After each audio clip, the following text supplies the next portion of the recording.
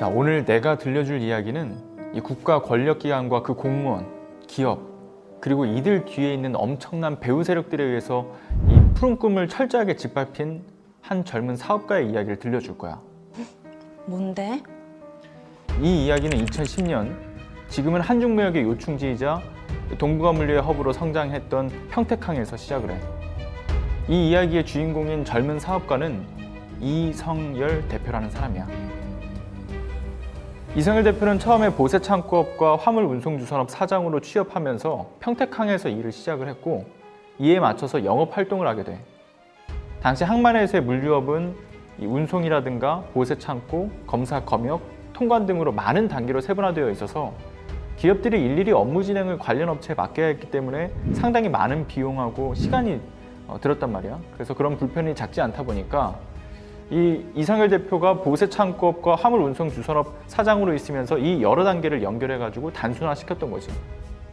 실제로 많은 시간과 비용이 절감되는 걸 화주들이 확인을 하니까 이성열 대표에게 일을 맡기기 시작했고, 이게 얼마 지나지 않아서 일감이 크게 늘어나게 된 거야.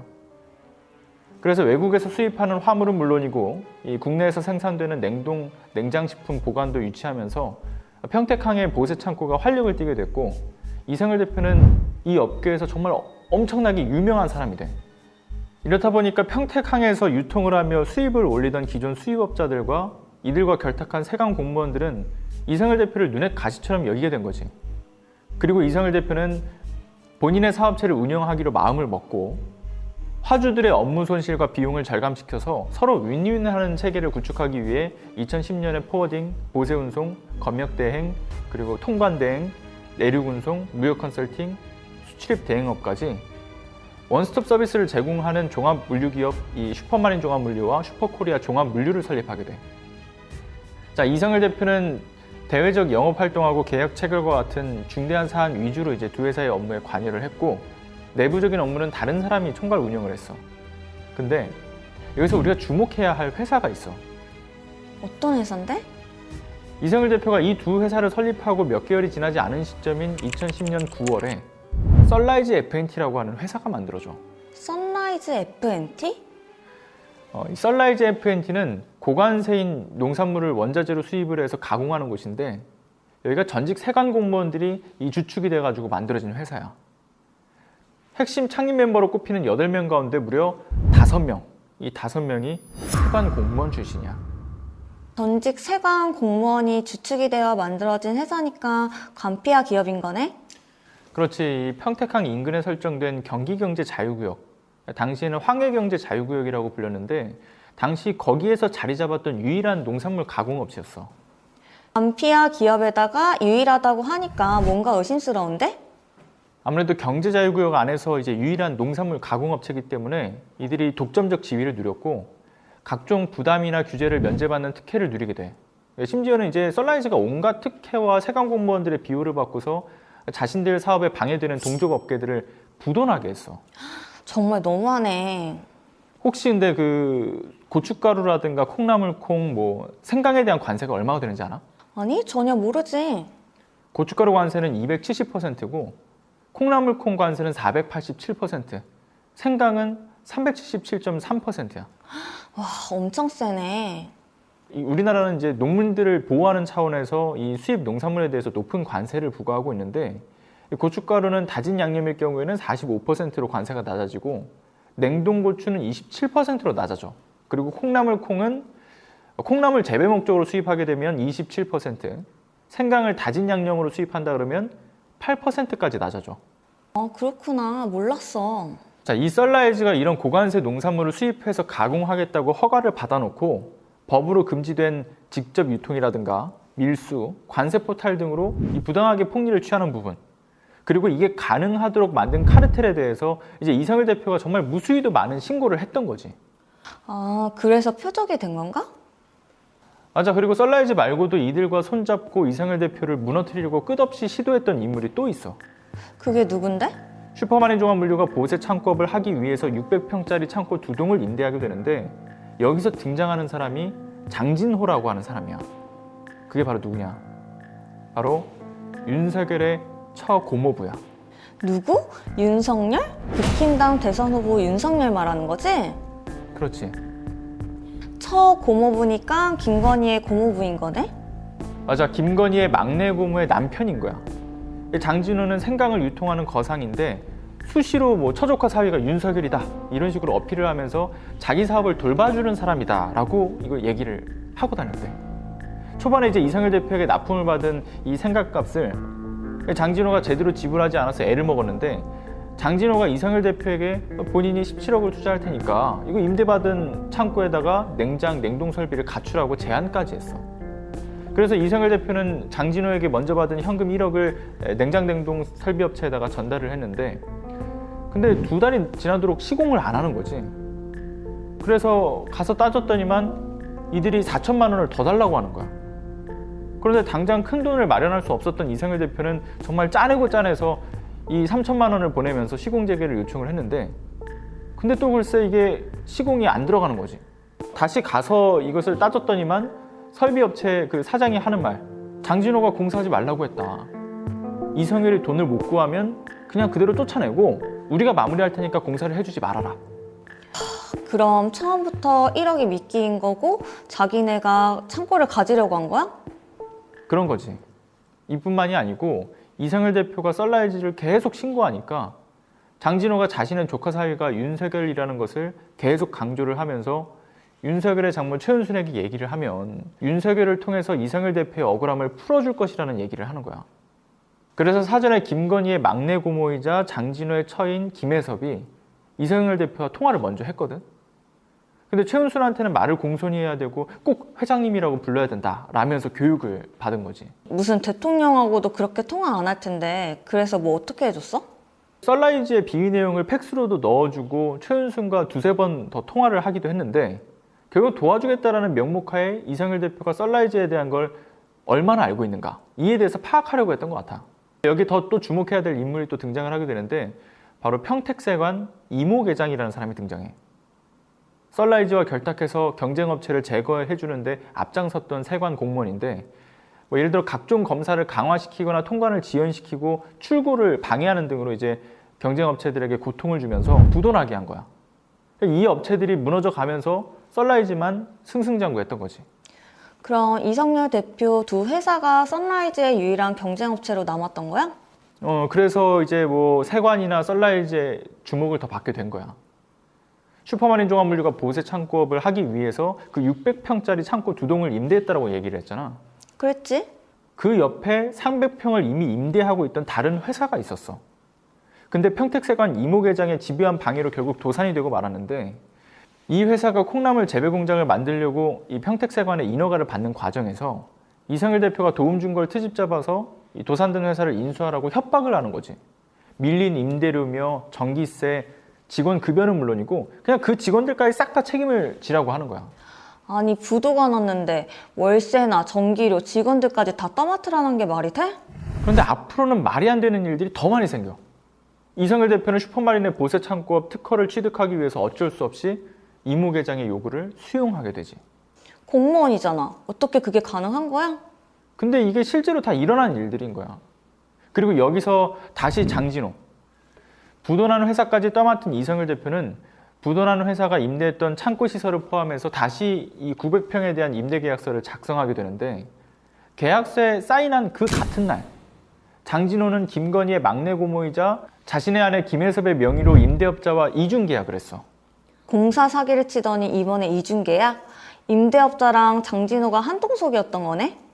그렇지. 그리고 이제 2013년 4월에서 5월경에 이상열 대표는 상당히 묘한 장면을 또 목격을 하게 돼. 어떤 장면인데? 썰라이즈와 관련이 있던 그 심 사장이라는 사람하고 이제 썰라이즈에 가게 되는데, 심 사장이 이날 이제 이상열 대표에게 굳이 2층까지 올라가서 그 나 회장 사무실에 가서 인사나 하고 오라는 거야. 잠깐만, 나 회장은 누구야? 썰라이즈를 만든 핵심 멤버 중에 하나고, 뭐 직함은 부사장인데 부사장인 것과는 다르게 실질적으로 회장으로 불렸던 사람이야. 오. 그래서 2층에 있는 나 회장 사무실 문을 여는 순간 상석이었던 가운데 소파에 머리에 선글라스를 얹은 한 여자가 이게 다리를 꼰 채 앉아 있었고, 옆에 그 비서 같은 사람이 서가지고 뭐 메모 같은 걸 하고 있고, 그리고 뭐 나 회장을 비롯해서 그때 당시에 있던 세관 공무원들이 양쪽 소파에 앉아가지고 고개를 푹 숙이고 있었던 거지. 이게 회의 같은 거면 노크를 하고 들어가면 다들 고개를 돌려 쳐다봤겠지. 그렇지. 근데 다른 사람들은 쳐다보지도 않고 고개를 그냥 푹 숙이고 있었어. 그래서 상석에 앉아있던 그 여자하고만 눈이 딱 마주쳤던 거지. 그래서 나중에 도대체 그 대단한 여자가 누구냐 라고 물어보니까 강남에서 잘 나가는 사채업자다 라고 얘기를 했다는데, 이 여자가 알고 보니까 자 바로 이 여자. 최순실? 맞아. 이성일 대표가 썬라이즈의 밀수나 관세 포탈에 관련된 내용들을 자꾸 신고하니까 경고를 하는 차원에서 의도적으로 이 장면을 노출시켰던 것 같아. 제가 2013년 4월 5일경에 심모 사장이라고 그분이 갑자기 평택에 제 창고로 놀러를 왔습니다. 서울에서 평택까지 놀러 왔는데 저보고 선라이즈 FNT 놀러 가자고 하는 거예요. 근데 솔직히 선라이즈 FNT하고 감정도 안 좋았지만 뭔가 나한테 할 이야기나 보여줄 게 있다고 생각해서 따라갔어요. 그래서 공장 시설이나 보고 이렇게 올 줄 알았는데 2층에 나평원 회장실에 올라가서 인사를 하고 내려오라는 거예요. 근데 뭐 그럼 사장님은 같이 안 올라가십니까 하니까 자기는 며칠 전에 싸웠다고 저보고 혼자서 올라가서 인사를 하고 오라는 거예요. 남의 공장에 왔으니까 뭐 인사는 해야 된다 싶어 가지고 제가 나평원 회장실 그 2층에 있는 데를 올라갔어요. 선라이즈 FNT 사무실은 2층으로 올라가면 오른편에는 나평원 회장실이 있었고 왼편에는 천하무역 천하의 사무실이 있었습니다. 그래서 그 사무실을 노크를 하고 문을 여니까 상석에 여자가 앉아 있었고 오른쪽 왼편에는 덩치 큰 남자들이 쭉 앉아 있더라고요. 나평원 회장 같은 경우는 덩치가 상당히 크거든요. 체구가 크고 다른 사장들도 뭐 다 체격들이 좋았어요. 뭐 간세청 공무원들도 있었고, 근데 전부 다 고개를 푹 숙이고 있는 거예요. 이렇게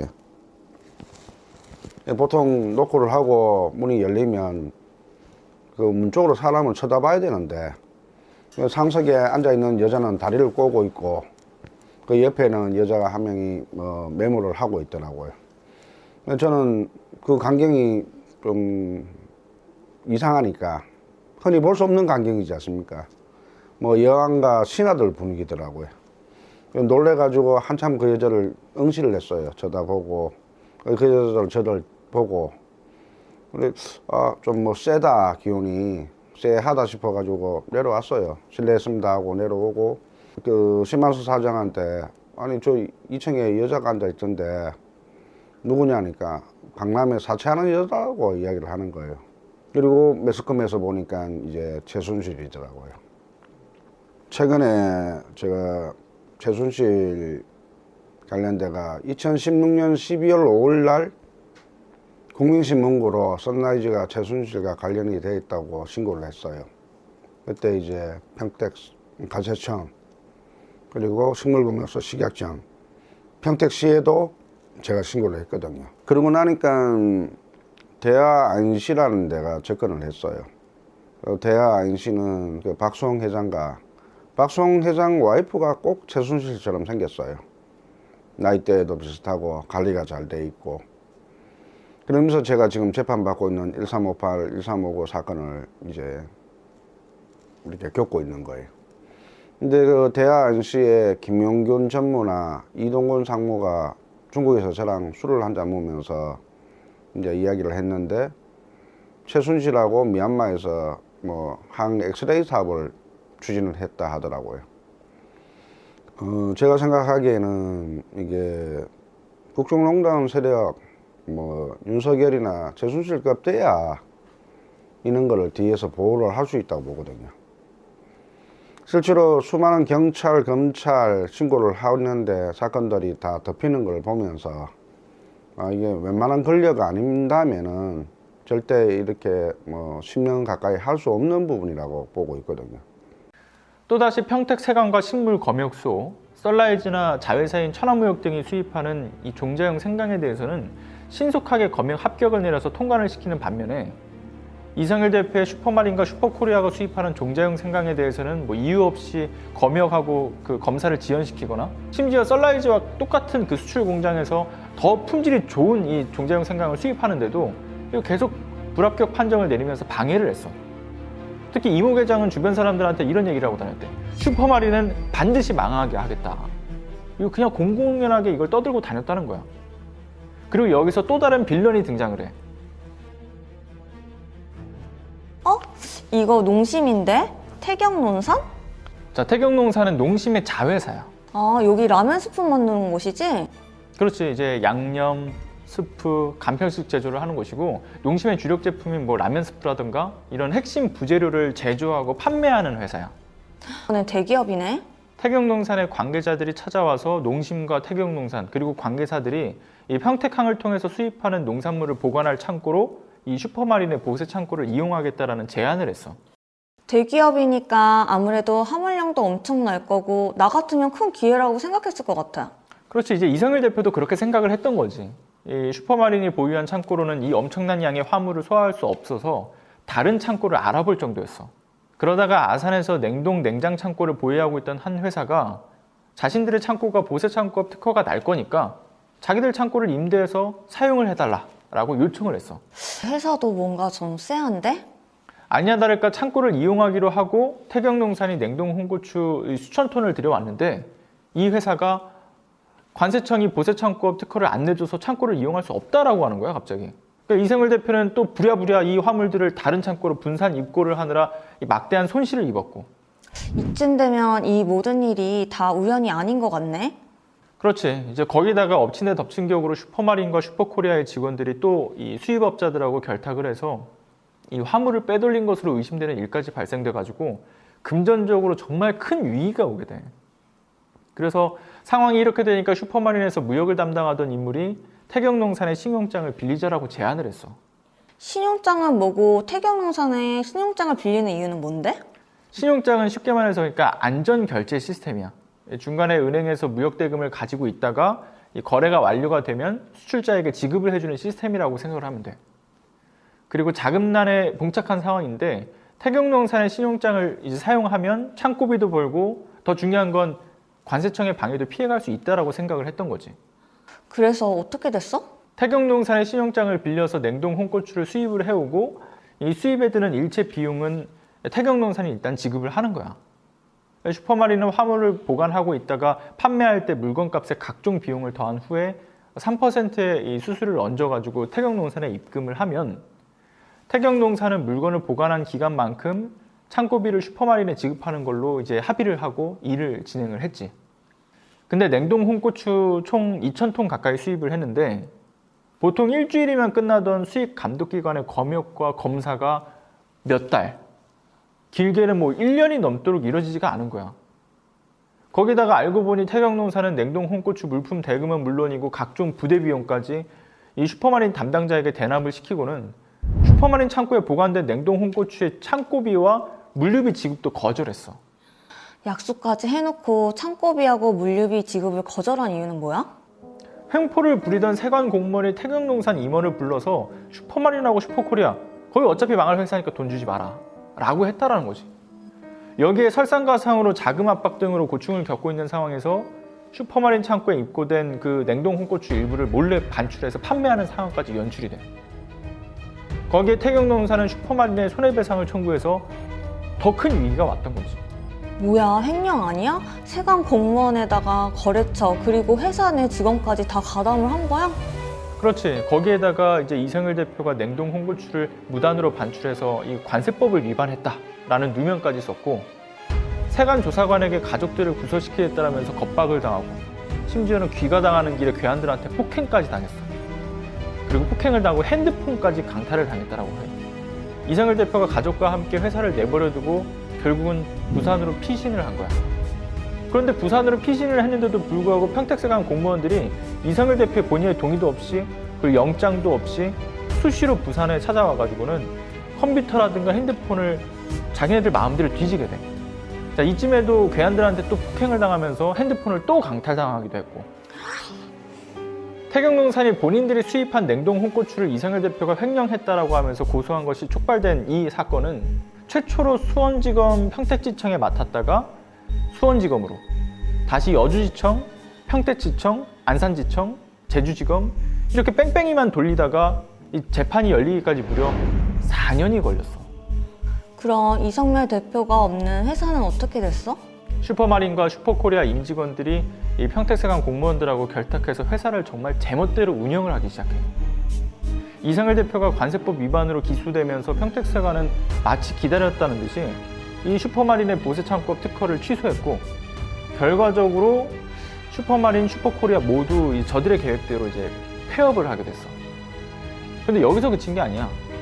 2015년 3월 한밤중에 끼 바스락바스락 후당탕탕 평택세관 화물기에서 이 순찰을 담당하던 유무반장이 이 슈퍼마린 창고 문을 파손하고 창고에 몰래 들어가가지고 건고추라든가 아니면 물품을 적재할 때 사용하던 고가의 그 철파레트를 훔치다가 직원들한테 발각이 된 거야. 직원들이 그 당시에 이제 뭐 하는 거냐? 라고 이야기를 하니까 유무반장이 정말 뻔뻔스럽게도 이거 세관에서 하는 일이니까 알 거 없다. 라고 이야기를 하면서 건고추랑 철파레트를 그대로 가져가 버렸어. 아니, 한밤중에 세관 공무원이 절도를 한 거네. 그렇지. 근데 더 황당한 건 경찰에 이걸 신고를 했더니 오히려 당시 그 슈퍼코리아 대표이사로 있었지만 20대 당시에 교통사고로 크게 다쳐서 이상열 대표가 시키는 뭐 서류 전달이라든가 뭐 이런 단순 업무만 수행하던 동생 이영열이 관세법 위반 및 식품위생법 위반으로 체포가 돼. 그뿐만 아니라 아무 관련도 없었던 이상열 대표의 사촌도 같은 혐의로 체포가 되고. 공무원의 절도 현장이 탄로나니까 가족들을 구속시키면 공무원의 절도 행각에 대해서 항거할 거라고 생각했나 보네? 그런 것 같아. 이 대표의 동생에다 사촌까지 체포를 당하니까 당시 유무반장의 절도 행위를 목격했던 슈퍼마린 직원들이 적극적인 진술 회피를 하기 시작했고, 이 평택세관 조사관들은 유무반장의 절도 행위를 오히려 정당한 공무집행을 했던 것 마냥 포장을 하기 시작했어. 상황이 이렇게 되니까 평택세관 관계자들은 마치 정말 제집 드나들듯이 수시로 이 슈퍼마린 창고에 와가지고는 보관 중이던 그 수백 톤의 이 화물들을 마음대로 반출하기 시작했고, 이걸 누명 씌워서 형인 이상열 대표와 동생이 나란히 공범으로 재판까지 받게 돼. 그리고 결국에는 이제 동생 이영열은 실제로 관세법 위반으로 2년 이상 복역까지 했고. 저희 형제가 2013년부터 검찰에 2013, 14, 15에 저만 해도 30건에 가까운 조사를 받습니다. 그리고 동생도 30건에 가까운, 검찰만 그렇습니다. 경찰, 관세청 이래 따지면 어마어마하고요. 검찰만 그때 유일준이가 평택지청장으로 근무할 무렵에 저희 형제가 겪었던 일인데, 2015년 3월 27일 날 제가 아버지하고 부패 추방 연합회 날은 박근혜 강팬인 거기에 신고를 합니다. 그 신고한 내역 갖고 국세청에다가 또 제보를 합니다. 2015년 3월 27일 날 공교롭게도 평택세관 윤종원 반장이 저희 창고에 밤에 무단 침입해서 건고추와 철파레트를 절도를 합니다. 그래서 그거를 제 밑에 있던 지금 공동 피고인인 슈퍼로지스 정태명이 신고를 합니다. 그리고 며칠 뒤에 동생과 이종 사촌 동생이 체포가 됩니다. 2015년 4월 1일 날 체포가 되는데, 이종 사촌 동생 같은 경우는 아무 관련도 없고, 동생도 이 사건, 그러니까 자기들이 평택세관에서 주장하는 우리 냉동고추, 건고추, 생강을 무단 반출을 했다는 그 사건에 아무 관련이 없어요. 최근 재판에서 공무원들도 그렇고 재판에 나오는 증인들마다 동생이 아무 관련 없다고 또 증언들을 하고 있거든요. 그럼 억울하게 2년 2개월이나 징역을 살고, 이종 사촌 동생도 5년간 태경농산에 민형사 10억을 괴롭힘을 당하고 관세청에도 불법 체포가 됐어요. 근데 체포되는 통지서가 이제 평택세관 정창조가 이창현을 체포하는 이유가 슈퍼로지스의 대표이사라고 체포를 했는 거예요. 자, 그러면은 검사나 판사는 기본적인 서류인 이 사람이 슈퍼로지스 대표인지 법인 등기부등본이나 이런 것도 확인을 안 하고 어떻게 체포 영장을 발부를 하고 사람을 구속을 시킬 수 있냐는 거죠. 저나 제 동생이 지금까지 체포영장 발부됐는 걸 보면 정말 어이가 없어요. 집에 멀쩡히 있는데도 검찰에서 연락 한 번 없이 자기들이 체포영장을 발부를 시켜버려요. 불법 체포가 되고 이창년은 그 다음날 제가 세관에 항의를 하니까 풀어줬는데 동생은 2년 2개월 이상을 살았습니다. 실제로 또 형도 판결문은 2년인데 2개월 이상을 더 살리고 그냥 우리 물건 우리가 세금 안 내고 무단 반출했다고 하는데 실상은 그 관세청 직원들하고 제 밑에서 독립해놓은 사장들이 공모를 해서 농심자회사 태경농산 그 브로커들하고 우리 물건을 횡령하고 절도하고 배임을 했는 사건인데 이거를 저한테 뭐 관세법 위반이니 동생한테 관세법 위반으로 사건을 조작을 했다는 거예요. 불법 체포가 되고 사람을 마음대로 구속을 시킬 수 있다는 그걸 보면서 제가 참 많이 분노를 하고 경찰, 검찰 그리고 지금 국민청원도 했는 이유가 그런 거예요. 저와 제 동생을 검찰에서 급하게 사건을 만들어서 기소를 합니다. 그래서 제가 재판을 먼저 받고 뒤늦게 동생을 구속을 시키더만 급하게 이제 선고일을 2015년 7월 9일 날 선고일을 잡고 동생은 재수복을 입고 불법 체포가 됐으니까 재판장에 서고 저는 그 옆에 서가지고 선고를 받아요. 근데 어떻게 두 형제를 같은 법정에 같은 시간대에 세워놓고 동생을 먼저 실형을 때립니다. 그리고 나서 저를 이제 뭐 실형 얼마의 집행유예다. 그러니까 너는 봐준다는 식인 거죠. 너 더 이상 신고하면 네 동생 꼴이 날 테니까 그렇게 법원에서 검찰에서 사람들을 조롱하고 협박 아닌 협박을 하는 거죠. 근데 실제로 그 행위를 하거나 뭔가 문제가 있으면 정식적인 재판을 받고 그걸 하면 되는데 이거는 검찰에서 사건을 만들어 버리니까 관세청하고 이렇게 억울하게 당한 사람들이 얼마나 많겠습니까? 그날 제가 맹세를 했어요. 저희 어머니 앞에서 판사한테도 그 얘기를 했어요. 이게 뭐 하는 짓이냐, 두 형제를 세워놓고. 그 어머니가 나를 얼마나 자랑스럽게 생각했는데, 나 한평생 이래 경찰서도 가본 적이 없는 사람을 이렇게 뭐 관세법 위반으로 내 물건 내가 관세 안 냈다고 뭐 징역을 보낸다? 그럼 그동안 제가 수없이 신고했던 밀수꾼들은 단 한 놈도 징역을 안 가고 이 선라이즈 FNT나 이놈들도 관세청에서 보면 이거 한 20년, 30년 징역 갈 문제들이에요. 근데 실제로는 약식 기소, 불기소, 약간의 벌금 처리야. 뭐 500만 원, 800만 원 벌금 처리하고 몇천억대 이렇게 해먹을 수 있으면 누구나 이런 짓을 하겠죠. 공익신고자를 전혀 보호를 못합니다.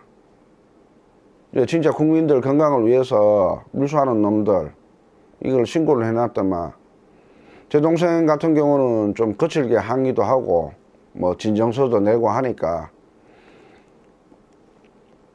어떻게 사건을 날조해서 만들어서 같은 법정에 두 형제를 세워가지고 그런 판결을 내릴 수 있는지 그 판사나 검사들 제가 앞으로 다 고발을 할 거거든요. 그럼에도 이상일 대표는 굴하지 않고 썬라이즈와 세관 공무원들의 비위 행위를 경찰과 검찰, 관세청, 언론사 등에다가 이제 진정을 넣고 고발을 하기도 했지만 2016년 경기남부경찰청이 연락해왔던 유일한 수사기관이었어. 다른 기관에 진정하고 고발을 넣은 건 다 무시된 거야? 그렇지. 그럼 경기남부경찰청이 연락을 해와서 어떻게 진행이 됐어? 이상일 대표가 평택세관과 썬라이즈와의 유착관계를 누구보다 잘 알고 있었기 때문에 이게 수사가 빠르게 진행이 됐고 평택세관에 대한 압수수색까지 했어. 관세청에서는 평택세관을 감찰까지 하면서 급물살을 타긴 했는데 탔는데 또 뭐가 잘못된 거야? 관련 평택세관 공무원이 자살을 하면서 수사가 중단돼. 어머. 그런데 이것만 있는 게 아니야. 이성일 대표가 국민신문고를 통해서 썰라이즈에 대한 신고를 해왔는데 그게 당시 법무부에서 반응이 온 거야. 그래서 법무부가 해당 신문고 내용을 서울중앙지검에 이첩을 시켰는데 당시 서울중앙지검장은 지금의 국민의힘 윤석열 대선 후보, 그리고 서울중앙지검에 이제 이첩이 되었던 이 신문고 내용은 서울중앙지검 2차장 검사에게 배당이 되는데 당시 2차장 검사는 또 누구냐? 박찬호 현 광주지검장. 윤석열의 칼로 불릴 만큼 윤석열의 핵심 참모로 불렸던 검사야. 이것도 불길한데? 고발인 조사가 단 한 번도 없었어. 그리고 당시 중소벤처기업부에도 민원이 들어갔는데 평택경찰서에 해당 내용이 최초로 접수가 된 거지. 근데 검찰 송치는커녕 오히려 해당 민원을 평택세관으로 이관을 시켜버려. 아니, 평택세관 공무원들이 유착되어 있는 사건인데 해당 기관으로 이관시키면 처리가 제대로 돼? 선생님 건수가 총 2개 나오는데 하나는 평택세관 받고 저희 자체적으로 종결했던 거거든요. 이렇게 지금 2건이 있어요, 선생님께. 제가 고발인 조사 받았는 게요. 예. 그러면 그 결과는 그러면 어떻게 알 수가 없습니까? 어떤 거에 대해서요? 평택세관 간 거? 예. 아니면 이거는 거기 여쭤보셔야 돼요. 저희는 여기서 지금 최종 결과가 평택세관으로 간 것밖에 안 뜨거든요. 그러면은 평택세관에서 협조를 안 해주면 어떻게 돼요? 안 해줄 이유가 없어요, 선생님. 아니 이게 썬20라는 회사와 평택세관을 고발하는 건이거든요. 원래 검찰로 갔어야 되는데 평택세관으로 이간 데가 이것도 박영선 장관님이 특별히 그 자료를 내려줘가지고 이렇게 접수가 됐거든요. 접수가 안 되다가. 요거에 대해서 선생님 저희가 같은 기관이 아니라서 뭐라고 말씀드리기가 그러면 경찰에는 이 제가 고발인 조사 받을 때 그 기록이나 그 다 이관됐죠, 세관으로. 세관 그냥 다 이관됐어요. 네. 그러니까 선생님 만약에 선생님 조사받았던 거 사본을 원한다 이렇게 하시면은 평택세관에다 정보공개 청구를 하시는 거예요. 평택세관에다가요? 네, 조사받았던 기록. 협조를 안 해주면 어떡해요? 안 해줄 수 없어요, 공공기관이. 아니, 얘들은 계속 그러고 있어요. 제가 자기들을 고발했다는 그걸로 해가 악감정을 가지고 정보공개 요청을 100번이나 했는데 한 번도 안 해주고 있어요. 아이고, 근데 그거를 안 해줄 수가 없는데 이거 정보공개는 저희 경찰서도 그렇고 뭐 검찰청도 그렇고 다 똑같이 쓰는 거라서 이 기간이 넘어가면 안 돼요. 이거 나중에 어디 불려가요, 저희도. 이게 그렇게 할 수가 없어요. 제가 그러면 이 사건 번호와 날짜를 가지고 네. 다시 공개를 요청을 해야 되겠네요. 그러면 경찰서에서는 이런 걸 했다는 기록밖에 없지 자료는 하나도 없다는 거잖아요. 그렇죠. 이송이 됐기 때문에. 사실 수입 농산물이 이런 검역 같은 게 없이 국내에서 유통이 되면 시민들의 먹거리 안전에 위협이 되는 큰 문제가 있고 부정한 방법으로 관세를 포탈하는 것은 이제 너무나 당연한 위법 행위고 이런 것 때문에 농산물 시장 가격이 왜곡되면 유통 질서에 교란이 일어나서 그 피해는 우리 농민들에게 돌아와. 그리고 이성일 대표가 마주친 부패한 국가기관과 그 거대한 카르텔, 적폐청산, 그리고 개혁이 슬로건에만 그치지 않으려면 정말 꾸준한 관심이 필요한 거지.